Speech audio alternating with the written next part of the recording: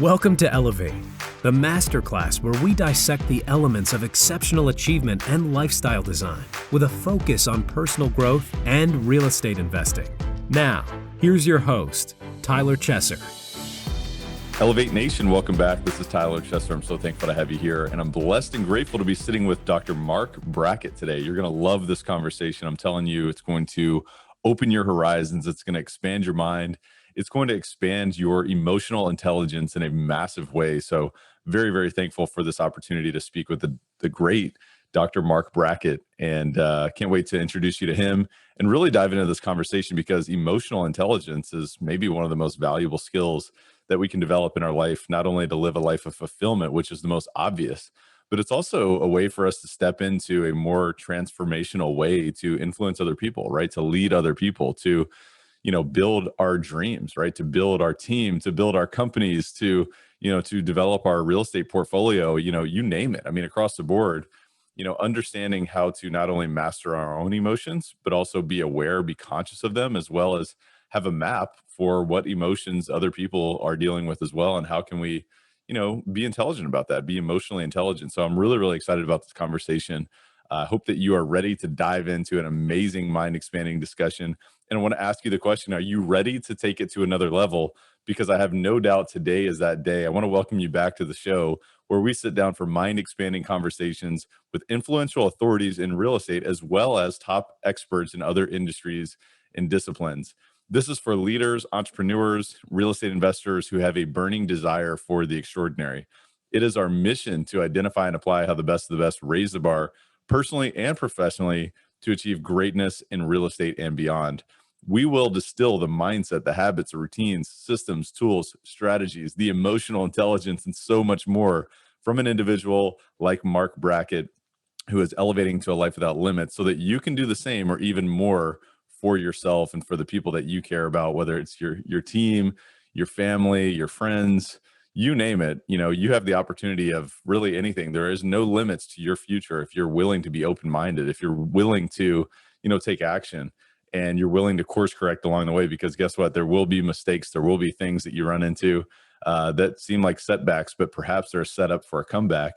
And, this is a masterclass for leaders and those looking to achieve uncommon results in purposeful outcomes through personal growth, through real estate investing, other ventures, through their mindset, through their beautiful, mind, and most importantly, and ultimately in their lives. So if that's you, this is the place for you. If you're enjoying Elevate, we invite you to subscribe, to give us a rating, a review.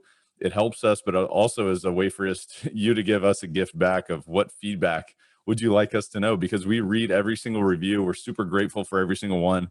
We are appreciative. I am so thankful to have the opportunity to share this message with you today and ongoing. So thank you for being here. If it's the first time you're listening to Elevate, welcome.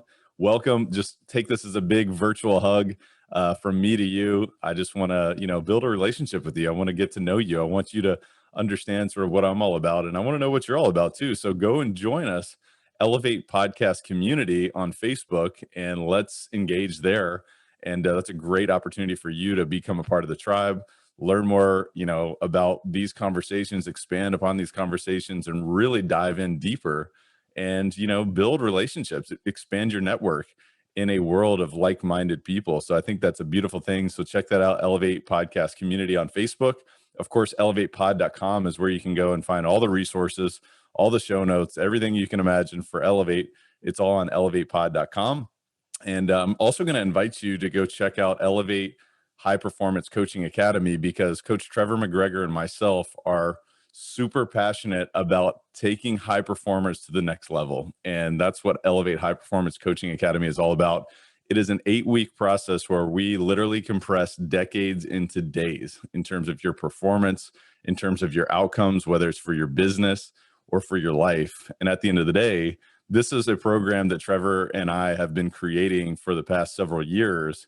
And it's about compressing not only decades into days, but it's about going to the next level, right? It's about developing systems, developing, strategies in your business, developing a vision, as well as amplifying that vision. And at the end of the day, it's about showing up and making those 2mm shifts within your mindset, within your health set, within, really making quantum leaps within your business. So we're all about, financial freedom. We're all about time freedom. We're all about location freedom.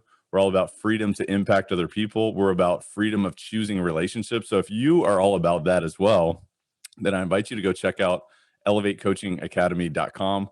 We literally have a free masterclass, a free workshop that you can really go in and dive deep into this material and really get an understanding of what does this look like. But also, you're going to get massive value from this free training. So just go check that out right now and put your name on the list. And actually, it's a workshop, it's a webinar. So you'll want to take notes and really dive in. But this is stuff that you can apply immediately. So whether or not you join us on the program, that's totally fine. It's your decision. We'd love to have you. But if not, just go check out the workshop because it's 100% free. You have nothing to lose and everything to gain. So definitely want to invite you to that, elevatecoachingacademy.com. Go check that out. And, also one other thing before we dive in here, if you are enjoying Elevate Podcast, share this with a friend. Go out and post this on social media right now. Screenshot, tag us, tag Elevate Pod, tag Dr. Marc Brackett, tag myself, tag your friends, and let them know what are your top 3 distinctions that you're really taking away from Elevate Podcast. So with all of that said, I'm going to get off of my soapbox here and all of my different descriptions and everything. So I'm going to tell you all about Dr. Mark Brackett.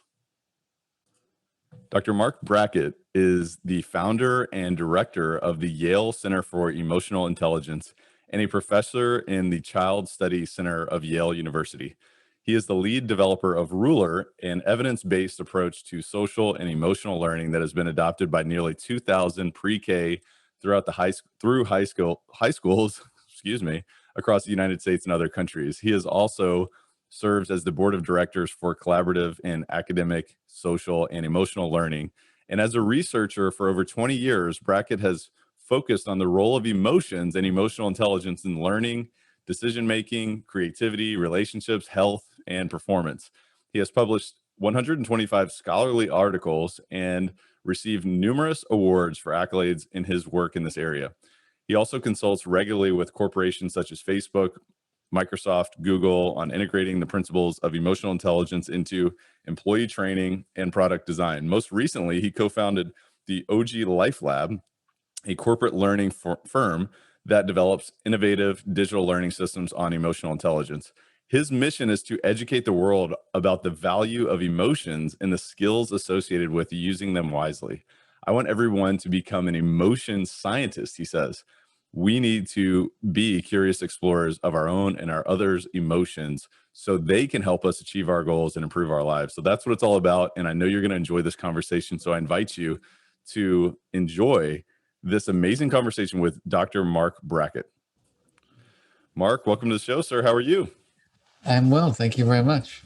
I almost feel weird asking you that question. It's like, how are you? It's like, oh man, this could go on for a little bit. I could get some really in-depth answer there from that one. But if you want, I can give you the 35 feelings I'm having at this very moment. But well, maybe we'll get into that. But it's funny because as I was asking you that, I'm like, wow, this could be really interesting. But one of the reasons or one of the things that I like to kind of get started on these conversations is, who are you? Like to the core, it's a lot of times you say, well, how are you? But, who are you? What are you all about? Because we know the public image, right? We know the public, facing, biography and all these things and obviously your work. But, tell us a little bit more about Mark Brackett as a man. Oh my goodness. I'm not sure. I don't think that was in your email to me. I like to throw you off guard here, right? So now we're playing. What do you think? You want adjectives? I'll give you some whatever I want. However, you know what the reason why I like this question is because it's whatever strikes your fancy. Like who are you as a core? Like where did you come from? Like that kind of stuff. Or you could describe yourself, if there's a high level, but it's always interesting because it always comes from a different vantage point. But I don't know what strikes your fancy in terms of answering that question. If I think about who am I, I'm a guy who grew up in New Jersey, who hated school. I had a lot of kind of trauma in my childhood that I've thankfully worked through. And like today, I'm a 51-year-old man who's married. I have 2 puppies that I call them my COVID girls. That's awesome.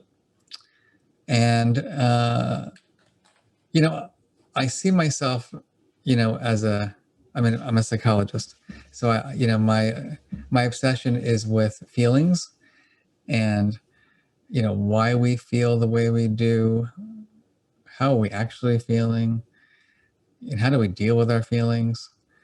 What influences all these things from our upbringing to, our race and our gender, our personality. And so I guess I'm going off topic of who am I, but like who am I is, I guess, how I see myself in the world around me. Mm-hmm. It's a really deep way to explain it because I think you've come from a vantage point of you understand, how to describe yourself, and perhaps maybe there's still such an inner depth of exploration that you're going on that I feel like you had a little bit of a hesitation to answer the question just because you're still going through that Well, adventure. it's funny because like can I dare even say I don't even know who I really am. That's Um, interesting. because I just feel like every moment is so a moment, and right now I'm talking to you about something that I'm not sure about. And when I'm done with this, I have another meeting, and then, I'm moving. So like Mm, I'm a guy who's moving to the country, who's a city guy. wow. And so I'm like, that's who I am now. Now I'm like a horseback riding psychology cowboy. Right. And I don't know how long that's going to last because I've never been that person. So I may not even like that person, but Yeah. that's who I'm striving to be this year. Um, right now I do a lot of research and I wrote a book.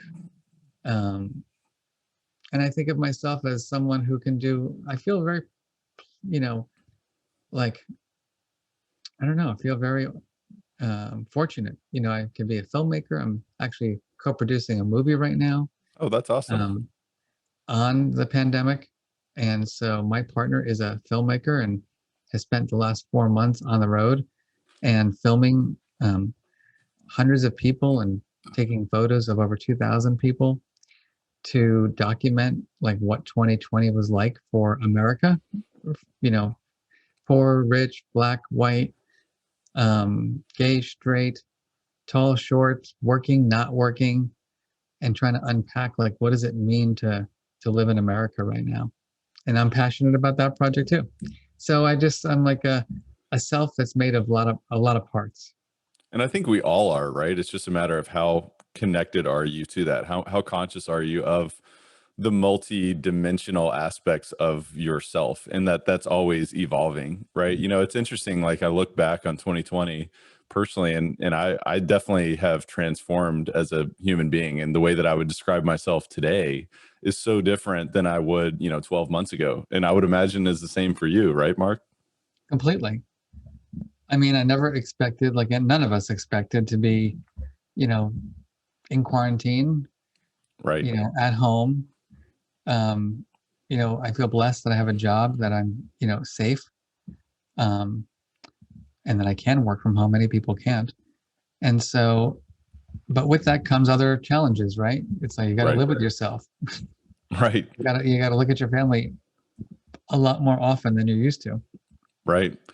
No, I totally agree. And one of the things that I really enjoy about you is truly your obsession with feelings. And Okay. as you kind of describe that, and the reason why I say that is because to me, curiosity is one of the most beautiful things that we can all be blessed with. Right? We have different curiosities, and that leads to perhaps different zones of genius and different contributions that you can bring to the world. But I love your obsession with feelings, and it sounds weird to even say that because on the surface it's like, well, what do you mean? Why would you love that about someone? But it's brought out this deep obsession, which has become profound in how you're performing contribution to many people, whether they're students, whether they're parents, whether they're business leaders, and it's interesting because with our hyper technological world that continues to compound on itself, I feel like some people are, highly enlightened or very in touch with their feelings, and most are not, right? Most are not.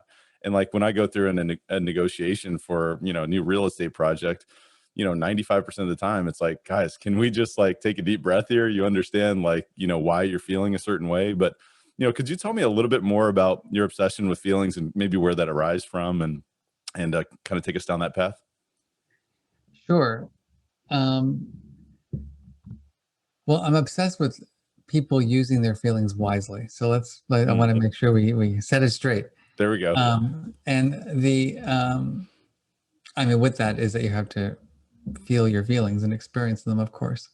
But I had a tough childhood. Sadly, if you've read my book, you know that I was abused as a kid by a neighbor, which was real painful. You can imagine being young and having, that happen and not being able to disclose it.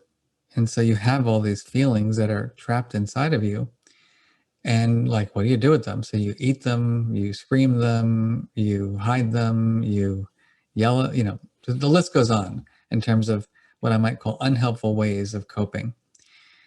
And to just not spend the entire time on that, by some wave of a magic wand, when I was a teenager, well, just becoming a teenager, my uncle happened to be staying with us, and he was a middle school teacher who was getting his graduate degree in the town where I grew up. And he would stay with us on the weekends. And little did I know, he was writing a curriculum to teach kids about feelings. And he would practice these feeling words with me. He'd ask me questions about the moments that I felt alienated or ecstatic, and for whatever reason, he was the person I felt the most safe with, like to share all of my struggles. And he wasn't, the person like my mom was, who was very anxious and overwhelmed and worried about everything. And oh my God, oh my God, oh my God. That was my mother's response to pretty much everything in life. And my father was denier, denier, denier, or, kind of like, toughen up, son, you got to toughen up. And it's funny because I always say, now I'm a 51-year-old, I have a 5th degree black belt actually in a martial art called Hapkido. Wow. But I still don't think of myself as a tough guy. I'm actually afraid of my shadow, but I don't like to tell everybody that. We won't tell anybody. Yeah, there you go. But I was blessed that Uncle Marvin was in my life and gave me the permission to feel, which is the title of my book. And I think it was that point in my life, where I felt heard, my needs were met, I felt seen as a human being. And, life got a little bit better for me in high school and college. And then I was questioning my own sexual orientation, and I was bullied badly. And then I'm going to college. I graduate from college. I'm like, what am I going to do with my life? And I'm in therapy. And all of a sudden, there's all this talk about self-help and emotions. And I'm like, oh my goodness, I think everything that Uncle Marvin and I did as a kid is like really something that's like a thing. And so I was very naive. I was 24. I called my uncle, who was retired, living in Florida. And I said, let's write a book together on all the things that you did as a kid and all the things that I think I know about, which I know nothing about. And we spent years doing that. And that's what got me involved in going to grad school to study emotional intelligence, and what really started my career to build curriculum and do the science. Hey guys, just a quick word from our sponsor, and we'll be right back to the show. This episode of Elevate is brought to you by CF Capital, and you know how much I love real estate and how it can be a vehicle towards creating any outcome that you want in your life, which is really why we created CF Capital. It's a real estate investment firm that focuses on acquiring and operating multifamily assets that provide stable cash flow, capital appreciation, and a margin of safety for our investors, for our partners, and for the people that we serve. Our team leverages its expertise in acquisitions and management to provide investors like you with superior risk-adjusted returns while placing a premium on preserving capital. Our mission is to provide property investment and asset management solutions to help investors maximize their returns by investing in high-value multifamily communities. Our philosophy is that we can elevate communities together through this process. And I want to invite you to go check out cfcapllc.com, because we have a free ebook that's called The Bottom Line, the 10 ways to increase cash flow in an apartment complex. And I want to tell you that this is a value-packed ebook. So I want to invite you to go check that out right now at cfcapllc.com. I think you're going to get a ton of value just from reading this, whether you apply it to your own business or whether you educate yourself further on what it would look like if you invested with CF Capital. So go check that out at cfcapllc.com. Again, that's cfcapllc.com, and enjoy the rest of the show. And, one of the things that I think is really, really interesting about emotions and just the role that emotions play in learning, and the reason I think about that is because, I was never taught growing up that, I needed to consider my emotions when, learning new material, whether it's math, with science, language arts, whatever. I was never taught that. And I think I was never conscious of it until I became an entrepreneur and I started to recognize that, man, I'm stressed out, I'm worried, I'm fearful, I have anxiety. And I'm like, man, this all starts boiling up to a point where it's I can't think, I can't put together a sentence, I can't, understand this opportunity, I can't lead someone else. And so, to me, that's when I started to get really, passionate about it and fascinated with emotions and how they relate to not only our performance, but how we learn and how we grow. Because I believe that if you're not learning, you're dying, right? Or you're not growing, you're dying. And it's either you're expanding or contracting. And so that's why I think it's so interesting. And also you can connect with people on a higher level when you help them identify their emotions, right? When you help them, or at least you understand their emotions, right? Or they understand yours as well, and they can meet you at that level. So I think it's really fascinating. But could you talk about the role of emotions in terms of learning and growing and performance? Yeah. And so we all have these feelings and moods and emotions. And, the theory of emotional intelligence asserts that, well, emotions have a function, right? They're a smart system. They're not like many people think, the aspects of your life that make you weak. But actually, when used wisely, they make you smarter. And so the question is, how do emotions influence all aspects of our lives? And what I assert is that emotions are information, they're data, and that they inform our learning, our decision making, the quality of our relationships, our physical and mental health, and our everyday performance. And so the question is, well, how is that happening? Well, I'll use my own case study. So I was a C&D student, right? And now I'm a professor at a place like Yale. So how is that possible? And it's because I was so overwhelmed and stressed and anxious as a kid that my ability to learn was sacrificed. I was in fight or flight mode all the time. I was in survival mode. I don't care about the Roman oligarchy. I just want a friend. I want to get home safely. So no one's protecting me. Why am I supposed to be present? How can I be present in my classroom when someone's tormenting me behind your back, teacher? And so what I think is important about what I just said is not my experience, which is my experience, and everybody has their own experiences, but it makes you realize that it's not the child's or the individual's job only to develop these skills. It's about the environments that we're in, whether it be your home, whether it be your classroom, whether it be your workforce. And so I see these skills as being embedded in systems that either are pro the development of these skills or not. And, my example of being a poor student in middle school, knowing that I'm pretty smart, but couldn't function academically, but also realizing that like my teacher, didn't you see my facial expression? I was not looking happy. And teacher, didn't you see that kid who was tormenting me behind your back, in the back of the classroom? How can we do anything about it? And so I hope you see what I'm getting at here, which is that emotions, right? We know they are critical for our attentional capacity and learning. And yes, I have to have the ability to deal with my own feelings, but the environment that's surrounding me also has to really care about this to support the development, of the child's emotion skills. Right. And so that applies to all decision making. We like to think, for example, that we're rational creatures. I chose, this because my thought process did that. But feelings are always underneath our decisions. And one study that I did years ago, we randomly assigned teachers to be in different mood states. And then we asked them to grade a paper, the same paper, whether they were in a happy or a sad mood.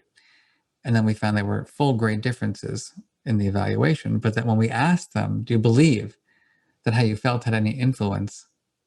90% said, no way. Why would how I feel? Like, I grade papers all the time. So what that tells us is that how we feel influences our judgments and decisions, but oftentimes outside of conscious awareness. No, that's so interesting. Go ahead. Yeah. So there's just endless stuff, same thing with the role of emotions in relationships. Like, you have a friendly facial expression, just so you know, right? Thank you. Smile, you seem to, you make me feel welcome and warm.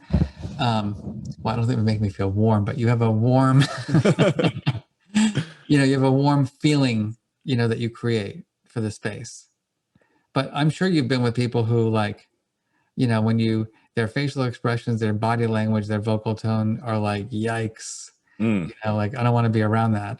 Yes. And so that's our emotion system giving us information, approach, avoid. That's happening all the time in workplaces. And by the way, I'll just skip a little bit into the future, which is, we've done studies on this where we show that supervisors who are more skilled at dealing with their emotions have employees who are much happier, much more inspired, much less frustrated, less burnt out, etc.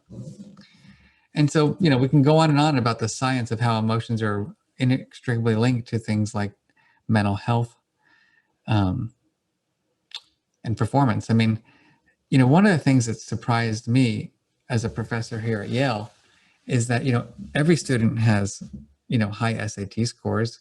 So they're all academically very gifted. But do they all reach their ultimate success in life? And the answer is no. And so, well, then I guess their academic abilities are not as predictive as we all thought they are. And so they may get you in, but they don't necessarily get you through life. Because the criterion for success, right, in this aspect of their life, getting into a college, is different than success with relationships, success with their jobs, achieving their dreams. And what we find all the time is that people who don't have the skills of emotional intelligence, they can't deal with their feelings, like the disappointment, the frustration, the overwhelm, right? It's hard to be successful if you can't deal with your feelings. If you're going through something really hard in life, a death of a loved one, or a breakup, or a project that just falls apart, like, it's feelings that need to be dealt with, not necessarily thoughts. Yeah, and I'll talk about a formula that that I'm aware of, and you tell me, maybe you'll rip this thing to shreds. But if you think about, thoughts lead to feelings, which then lead to emotions, which then lead to motivations, which then lead to actions, which then lead to results. I don't know if you believe in that or agree with that formula, but it's something that I think about a lot. And what I think about is, how can I, visualize the result and feel the feeling ahead of the occurrence, perhaps, and utilize that, and perhaps, make some quantum leaps. I don't know if you agree with any of that, and I've got a couple other things I want to go into, but what are your thoughts about that whole formula there? First, I have to remember it. But I know it's a lot. no, it's thoughts, feelings, emotions, motivation, behavior. Actions, results. Yep. Yeah. I mean, I think it's fine. It's not for me to judge, but whether it always happens in that order, maybe not. Right. Like, sometimes you have a feeling that you don't even know where it came from. Sometimes, oftentimes our emotions occur without thoughts. They're automatic responses to things that happen subconsciously in our minds. Right. But I think the general idea, is that for our work, is that all these things are so inextricably linked. Mm-hmm. Motivation is related to emotion, right? When you feel inspired, you're more motivated. Mm-hmm. Yeah. When you're bored, you're less motivated. You're not, maybe, people think of boredom as a negative feeling, but, like, boredom can sometimes generate creativity. Right. Yeah, No, that's great. So emotional intelligence, I mean, how do you measure emotional intelligence? Because I believe that if you want to improve anything, you first need to take an inventory, at least of where you're showing up right now. So how would someone, maybe if they're kind of, all right, I get it, emotional intelligence is interesting, it's important, tell me now, how do I take an inventory? Is there anything that you would point them to? Well, it's hard. And our team, in collaboration with a good friend of mine at the University of Pennsylvania, Wharton School of Business, we've been working on these assessments for 5 years now. And so I think first we have to define it. What is this thing that we call emotional intelligence? And at our center, we use the ruler framework, which is recognizing, understanding, labeling, expressing, and regulating emotion. And so the recognition piece, you measure it in complicated ways because, measuring facial expressions, which used to be done like with pictures, right? You take like, how am I feeling? And I'd be like, if you're watching on YouTube, this is phenomenal, by the way. I love the facial expression. Yeah. So it's like, happy, sad. And they're like these caricatures. And so most people get that right.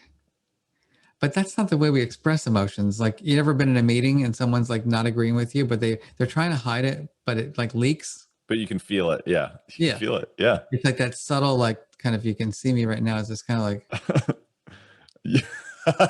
This is so good. The little nose thing, or like the little. Yeah. Yeah. Or they like kind of like tilt back a little bit. Yeah. Yeah. And so the test that we've built measures emotion perception through those subtle expressions. And so they're videotapes of people doing 2-second demonstrations of emotions. And we've got hundreds of them. We've narrowed it down to about 30 to give you like your emotion perception score.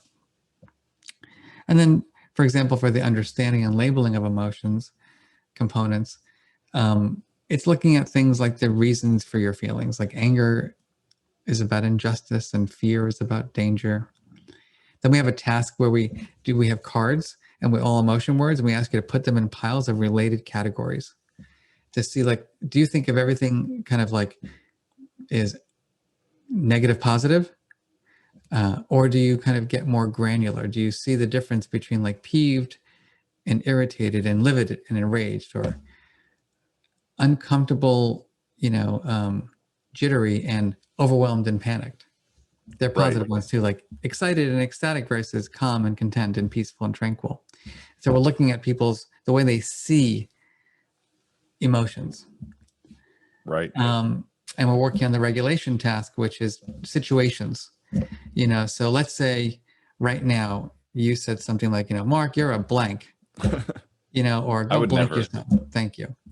I don't know if I can handle it at this time, but do I just go like, well, blank you, and no, you're blank you, and no, you blank me, and no, blank this? Or do I take a breath and say, Tyler, something feels off right now. Right. Maybe we should just take a break from our podcast and, come back and like share what's going on. Mm-hmm. And do I have that ability to like kind of be with the unpleasant feeling that's confronting me, which would be like interpersonal emotion regulation. And then my own, like the pandemic hit, I'm sitting in my room, I'm anxious. Like, how do I deactivate so that I can be my best self in this podcast? So it's about having an understanding of the perception of emotions within other people, and then probably taking it a next step is to labeling that emotion within yourself. And from there, it's about having the awareness, right? Have the awareness, deal with it, speak to it, label it. But let's talk about training, right? Because one thing that I'm passionate about, and maybe this is something that you'd point to, is mindfulness and, meditation and listening, right? Really listening to what is that? Where's that coming from? And really kind of observing. But, could you talk about some forms of training in terms of if we want to, elevate our own emotional intelligence? What other suggestions would you have? Sure. Well, the first is, without being a shameless self-promoter, you can read my book called Permission to Feel. Which, by the way, we'll put a link in the show notes, 100%. Appreciate that. Because that's my 25 years running around the world trying to get people to talk about their feelings. It's all in one. It's all in how many 250 pages. And really, what I focus on in the book, which is the training also, is one, like, what does it mean to give yourself the permission to feel?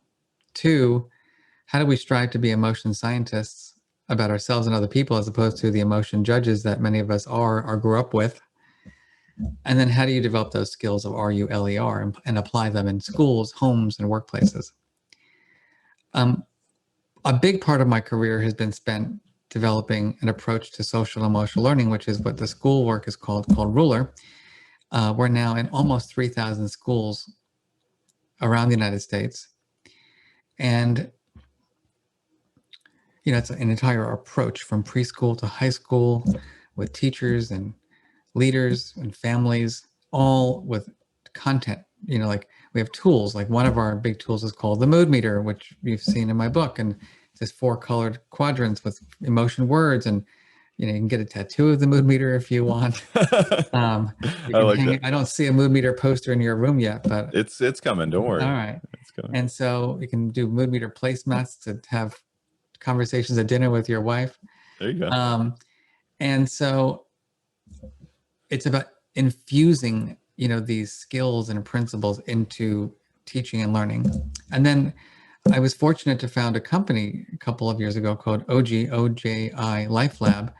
And it's a digital system for developing emotional intelligence. And what we do with OG is that we have an app that has different modules for learning, like the role of emotions in decision-making and relationships and health. There are these 10-minute modules. And then there's coaching, because you really do need someone to support you in developing these skills. And oftentimes it's not the person that you love the most. I don't know about you, but like, it's hard to like develop a skill with the person with whom you might be having the problem. Right, exactly. Well, and the other thing too is that, I don't know about you, but at least myself, sometimes I form these mental constructs that basically tell me that I should be feeling this way, and this is the right way to approach it, and you shouldn't change, because if you change, then you've been making all these wrong decisions before. And this is all subconscious, inner voice, right? This is all the construct. I mean, and so what you're saying is get out of your head, right? Allow somebody to support you and hold you accountable towards that growth. Is that what you're saying? I am. And talk through it, get feedback, share, so for example, oftentimes when you're going through a difficult moment where you don't know how to manage your feelings, like it's hard to come up with a solution for yourself because you're lost in the feeling. Now, granted, if you have good strategies like breathing exercises and mindfulness, and you understand principles like positive reappraisal to help you kind of like, Mark, come on, you got to look at this from a different perspective. There has to be another way. This is an opportunity to learn and grow. Like, oh, I don't know about that one today. But, that could be a strategy. Or, I don't know, but sometimes you just got to call your good friend and say, can we just chat for a little while? I'm like really stressed out. Yeah. And so I think what's interesting about managing emotions or regulating emotions is that it's this like endless journey. It's this endless journey. And some strategies work well some days and not other days. Some strategies work well for some emotions and not other emotions.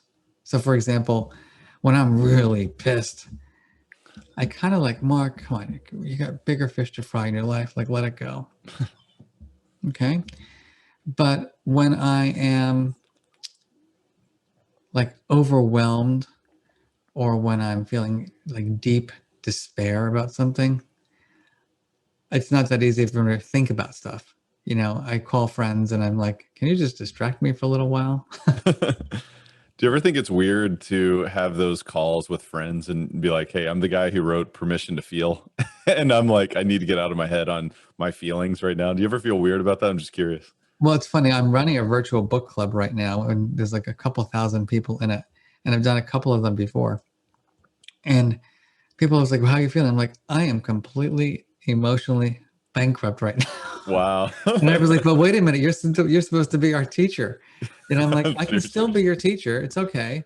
I'm just like not feeling so great. Like there's a lot of crap going on, and it's not, I'm just trying to be real with you. I'm Yeah. not a basket case. I'm not falling apart. It's just like things are not, I'm not feeling so hot. Like I think that's one of the biggest problems in life, is that we think that we always have to be happy. And, firstly, like, I think that's not in my genetics. And so, I strive to be content and have well-being. Happiness is a tall order. And so I do want happiness once in a while, of course, but like constant state of happiness, like, I don't know, I'm around people that are like that. I'm like a little annoyed by them, to be honest. And so I think being real with your feelings is so important. But as a leader or a manager, what's more important is that you demonstrate skill, in dealing with the feeling. And dealing with the feeling doesn't mean not having it. Dealing with the feeling means that you're not allowing the feeling to take over everything that you're thinking about and doing. Right. Which is a total superpower as far as I'm concerned. And, Completely. not only can it impact your decision making, your learning, your performance, your communication, your mental health, and in my opinion, fulfillment, right? You can live a life of fulfillment, which is not the same as happiness, right? Mm-hmm. Because for me, fulfillment can be, growth or contribution or, experiencing something new, right? Having a great conversation like this, getting to know each other. And it can mean something different for so many other people. So, a lot of times you don't think about what are our outcomes here? What are we looking to accomplish, whether it's in professional life or personal life and relationships? I think that's a big shift, is thinking, well, what are we looking to accomplish here? And I think fulfillment at the end of the day is important to strive for. And it doesn't mean you're always in pleasure, but you're maybe growing, you're maybe experiencing something new. And that's all about all these different feelings, right? Well, think about it, on the journey to achieving big things in life, like it's not going to all go smoothly. No. And so part of it is accepting that, just acknowledging that up front. You have to be able to deal with life's ups and downs. And sometimes you're in control of those downs. And sometimes when a pandemic hits, you're not in control of those downs. Right. Hey guys, I just wanted to take a brief time out from this show, this incredibly mind-expanding discussion, to speak to the high achievers, the high performers. I wanted to speak to those who have a burning desire to go to the next level and beyond. First of all, I hear you and I see you. When I got started as a real estate entrepreneur fresh out of my W-2 corporate job, I was excited and jubilant to create and design my future.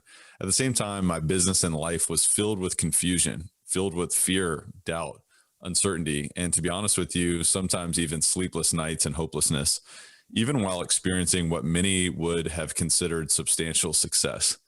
Ultimately, I mustered up the courage to hire one of the world's top high-performance business coaches to work directly with me on creating strategies, systems, and profound shifts towards accelerating my multifaceted performance and to become an industry leader. After years of investing significant resources into myself and in my business through this process, I'm now paying it forward as a high-performance coach to those who feel called to elevate to the extraordinary.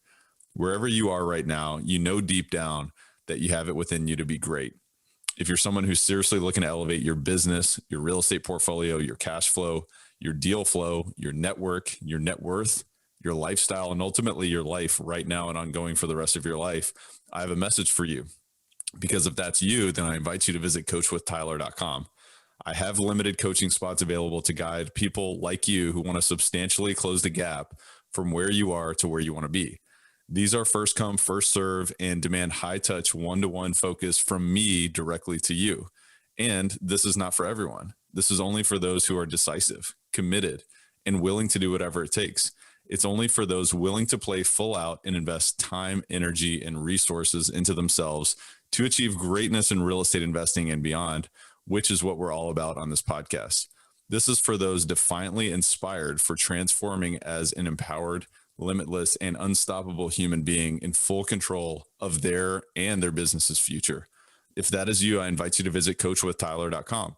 Again, that's coachwithtyler.com, where you can apply for this life-changing opportunity. We will then schedule a discovery session where we will directly discuss what's working, not working, and how we can work together to accelerate your future. With that said, enjoy the rest of the show. And the other thing too on that is, and I think about like the law of polarity, right? Up and down, high and low, black and white, night and day, female, male, whatever. I think of that, and you're talking about, you're not going to, and I believe this, you're not going to experience the highest highs without at times the lowest lows, right? And so I think looking at it from that perspective can help you regulate it. But is there anything else you'd add to that? I just think, there's so many strategies. For example, working out is a strategy. I've been actually lifting heavier weights lately, and it's like I'm done with like this, like doing like squats with these like heavy weights, and it's not really in my personality to do this, but I'm determined to like do it. And it's like afterwards I feel totally exhausted, but also like accomplished. Mm-hmm. And what I know, and what we all should know from research, is that like there is a physiological and psychological benefit to that experience. Eating, food and mood are inextricably linked. Sleep, like right now I'm quite tired, and I apologize for my maybe lack of strong voice, but when you think about sleep, and like your body needs to replenish in order to be at its best self. And so a lot of people, for example, say, I'm trying my strategies, Mark, I'm trying my strategies, but I'm so freaking irritable in the morning with my kids, or when I get to work in that first meeting, I'm a jerk. And I'm like, well, how was your sleep? Oh, shitty. I'm like, oh, there you go. Your barrier to healthy emotion regulation is you're not getting enough sleep, and you're just depleted before you even get started. And so I think we oftentimes think of, we keep our minds, like when we think about emotion regulation, we think of like anger reduction and stress management. We don't think of like exercise and sleep and nutrition as all contributing to social relationships. So, best example I have is this idea of positive empathy. That, oftentimes, we show empathy when things go wrong. Like, oh, Tyler, I'm so sorry for what happened. I feel, is there anything I can do for you? Like if you were to share something, and that's showing empathy. But, how often do we get someone say, hey, Tyler, like, really, it was cool for you to invite me on your podcast. I really appreciate you letting me have a voice, to your people. And I really appreciate that. And then you're like, oh, like, how many people really do that? And I noticed that I had 2 relatives pass away from COVID. Really, really sad. They were older, but way before their time. And I posted those things on social media. Thousands upon thousands of people wrote their condolences, which I was, grateful for. And then like about a month or 2 ago, I was on CBS This Morning. It was cool, right? My program, my career. 5 people maybe texted me like, congrats. Wow. I'm like, really? And so it's not that I need it, but it does feel good, right? To get a compliment. It does feel good for someone to just let you know you're seen and heard. And so what research shows is that longitudinally speaking, when we reflect back, it's those positive empathy moments that we remember the most. And it's those moments that actually change our perceived connectedness to people. So we're going to actually feel stronger connection to the people that engage in that positive empathy over time than we do the people who engage in that traditional kind of empathy when there's a misfortune. That's really fascinating. And the reason why I think it's so fascinating is because, one of the things I've been pondering, especially since the pandemic hit, was that it seems like, it's so apparent how human beings are driven by fear and perhaps negative emotions more than positive emotions.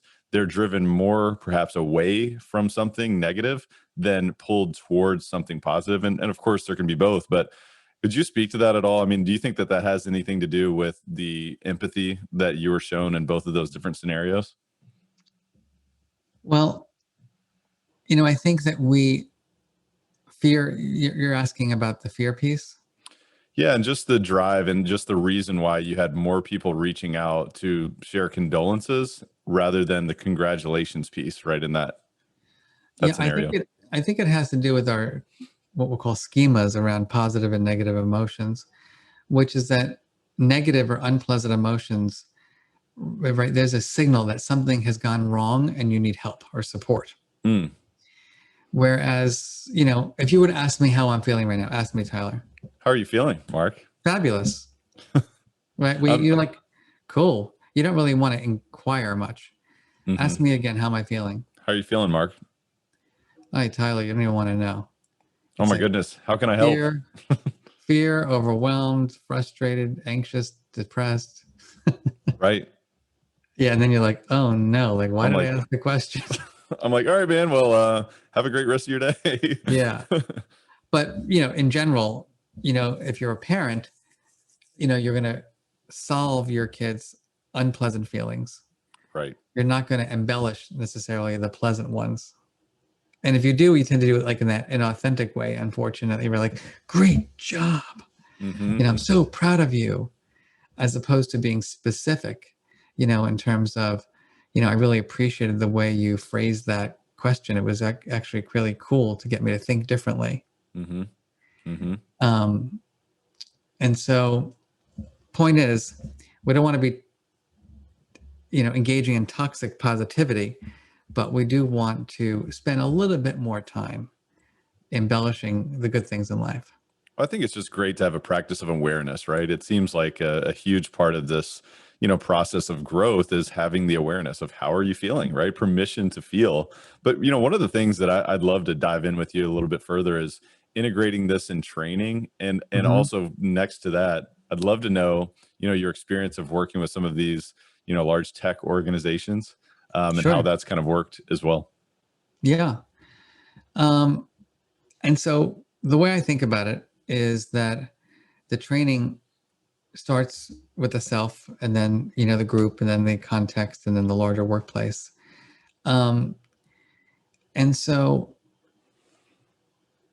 I'm not really a fan of like the one-shot workshop, because I've done a million of those, and I enjoy them, and I like doing the big keynotes at conferences, and I do think they're helpful. Sure. They're the motivation piece, they're the inspiration piece. They're like, oh wow, that's cool, that's interesting, I want to do it. Then people can read a book and go deeper. Some people will underline and highlight and set goals for every chapter. They'll join my virtual book club, and they'll like make goals for every week to develop their skills. And then there's the life practice. And so I think in the workplace, what's important is setting daily, weekly, monthly goals for developing the skills. And so, how many managers in their weekly, monthly meetings are setting goals for each person, or asking every person to set goals for healthy emotion regulation? I don't think it's that present. No. Um, Well, come and on, Mark. We're talking about revenue here, man. We don't have time for feelings. We don't have time for that stuff. It's like, come on, we got to make more money, I agree. which And is here, which I would imagine is what people are saying to you, right? correct. And then I say, well, maybe you'd make a lot more money if you had a more emotionally intelligent group of people working in your organization. I'm really picky about like hotel check-ins. I'm always, the emotion scientist going in and seeing like, how am I going to be treated? And it's amazing to me, how unskilled certain people are. Like, oh, your room's not ready yet, come back later. I'm like, I know. okay, how about I never come back here again? Or at a restaurant, if you want to like, oh, I didn't really, well, that's what you ordered. I'm like, okay, thank you very much for reminding me what I ordered, but it Yeah. doesn't taste good. Yeah. Can you listen? Can we have a conversation here? Can you, like, I'm going to be the one that tips you. Do you know that? Do you realize Right. that how you treat me, motivates me or not to leave more money? And so I just think, oh my God, it's mind blowing to me how little attention we put into helping organizations, especially like people facing organizations, customer service kind of organizations. Like it's all emotional intelligence. Yeah. You know what it makes me think of is what Maya Angelou said. Look, it's not, you will forget what people said to you, and they'll forget, things that they told you, forget things that they shared with you, but you will never forget how they made you feel. Yeah. I can give you the exact quote because I memorized it. Thank you. There you go. Please, because I always butcher quotes. Please. People will forget what you said. People forget what you did, but people will never forget how you made them feel. All right. We'll edit that part out because you just absolutely made me look terrible there. So thank you for that. No, you that should was be able to handle your feelings. It's okay. No, but it is true though. I mean, and people, even if you're not conscious of this, right? You start to you remember how people made you feel. It's like, well, you have a memory of them, and our minds tell us, well, that was a terrible experience, right? Whether it's like whether it's the barista at the coffee shop, the person at the front desk of the hotel, the waiter, it's everybody. The real estate, a car, you go to buy a car and the person is really pushy, and you're just like, oh, come on. I'm always a sucker though. I just got a new car and I was like, I just want, I study people like you. And of course I got suckered into the whole thing, but oh my gosh. Yeah. That's so funny. Is there anything, any big like realizations that you came across through your research? And I know you continue to research, you continue to expand the bounds, but is there anything that you've been really surprised at uncovering through your work? Just, and if the question goes flat, then that's okay, but I'm just curious. I think, that sustainability is the hardest of all. People get excited from the workshops and the trainings. People understand that these skills matter, but we, as adults, right, have spent as a 51-year-old right now, I spent 50.999, years of my life rehearsing some of the most unhelpful ways of dealing with my feelings. And so I'm just not going to like unlearn them and relearn the new ones tomorrow. It's like hard work. And it's also not cognitive work. It's emotion work. What I mean by that is that intellectually, I can give you 3,000 strategies. I know a lot of freaking strategies. I mean, I've read a whole book on these strategies. But yet, when my partner comes home and says something that triggers me, I can't remember the strategies. Right. And sometimes I'm not even motivated to use them. Mm-hmm. Like I want to just, do something that's going to make me sleep alone that night. and then I'm like, shit, Mark, you're the director of the Center for Emotional Intelligence. Come on. You could have used, didn't you? Come on, you're supposed to know this stuff. And I think what I've learned is that, in my research is that we're human. We make a lot of mistakes. It's really hard to develop the skills of emotional intelligence, but it's really worth it, and that we have to make it our life's work. Absolutely. No, that's extremely powerful. And thank you for being authentic and, open with that, because it's interesting because sometimes it's harder to take our own advice. Right. And I think it's great that you opened up and really showed that for what that is, because I think everybody listening can recognize that there's something that they would give advice to someone else, but then in practice, they're not always perfect, and giving ourselves a little bit of space for grace is extremely powerful as well. And, it's all a course correction, right? Let's notice and let's try to do better next time. Man, I love this. And I really have enjoyed our conversation, Mark. I guarantee we could go on for hours and hours and hours, but I know that you've got people to impact and things to do. So I want to be respectful of your time. But before we go, I want to transition into our rapid fire section. We call it the Rare Air Questionnaire, right?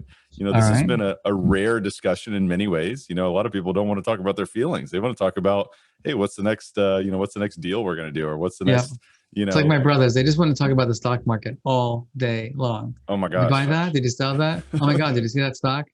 Like, guys, come on.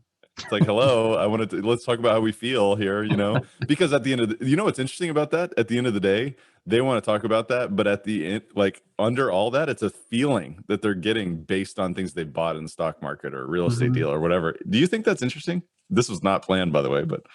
I do. That's a whole nother conversation though. Okay.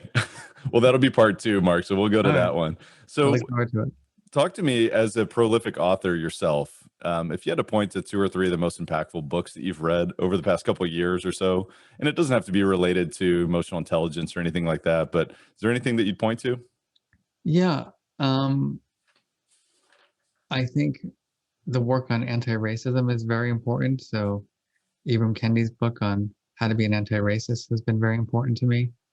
The new Surgeon General's book called Together around social connection. That's Vivek Murthy's book.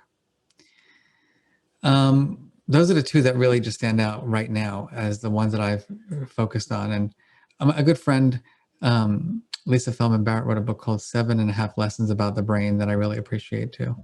I love that. That's awesome.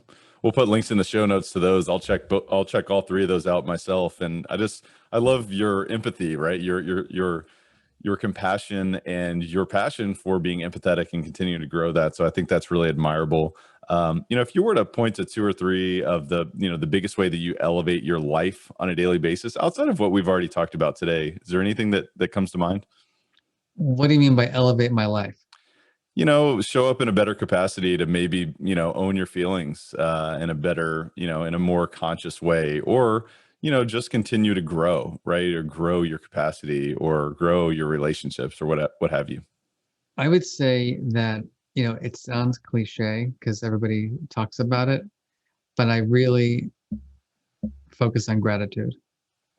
I literally never thought I would be in a position I'm in. I never thought I would have a home that I have, a car that I drive. And so I just every day I'm just like, wow, this is cool. I didn't get here alone, but I'm really grateful that I got what I got. I was wondering if we would go there at any point in this conversation, because I do get that answer a lot during that question. And I was curious to see if that would come up for you as well, because it seems to be a way for us to develop some sustainability in, our emotions. So I think that's really powerful. What's the biggest way that you elevate others around you? I try to for me where I'm at professionally right now, I feel like my job is to help other people figure out the ways to achieve their dreams. So it's more like co-constructing, co-problem solving, because I feel like I've reached a great place professionally, and I feel everybody deserves to have that, but you need help. And it's hard to do it alone. And I just think that whatever I can do to help people, I want to do. Well, and I'm sure that you didn't get there alone, right? And I don't know about you, Mark, but the more I give to others, the more I also receive, which is an extremely powerful paradox as well. So I'm sure you're getting that. But my goodness, Mark, I've really enjoyed this conversation. I really look forward to part 2 one day. But Are there any parting thoughts or words of wisdom that you share with Elevate Nation today? I just want to say, give yourself the permission to feel, become an emotion scientist and work on those skills of emotional intelligence and recognize that it's life's work. There it is. Drop the mic. Mark Brackett, everybody. My goodness, what an amazing conversation. Mark, where can the listeners, learn more about you, find your book? Of course, we'll put links in the show notes, but if you want to drop a few. I think everything can be found through my own personal website, which is just Mark with a C, M-A-R-C, Brackett, BRACKETT.com. And apps and books and life labs and all the rest. Well, again, I just want to honor you for the work that you do, for the light that you are in this world. And my goodness, what a powerful, powerful conversation. Extremely important, really. And I want to encourage Elevate Nation to re-listen to the show, because I don't know about you, but sometimes when I re-listen or reread something, I learn something new, right? Maybe the new student was ready for a new learning. So I want to encourage you to re-listen to the show.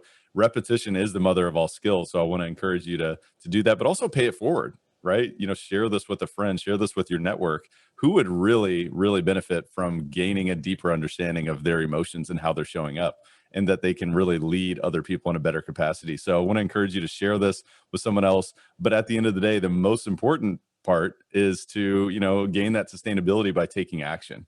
And don't beat yourself up when you don't constantly own your emotions, because the man, the myth, the legend here, Mark Brackett, can't even do it all the time, right? So we can step into a greater ability just by putting this into action. So with all that said, Mark, I just want to thank you again for being on the show. Appreciate it. Thank you. Absolutely. Elevate Nation, thank you so much for tuning in, and we'll see you next time. Thank you for listening to Elevate. If you enjoy this episode, be sure to rate, review, subscribe, and pay it forward by sharing with a friend. Most importantly, take this opportunity to elevate your results by taking immediate action on what you learned. For more, visit elevatepod.com.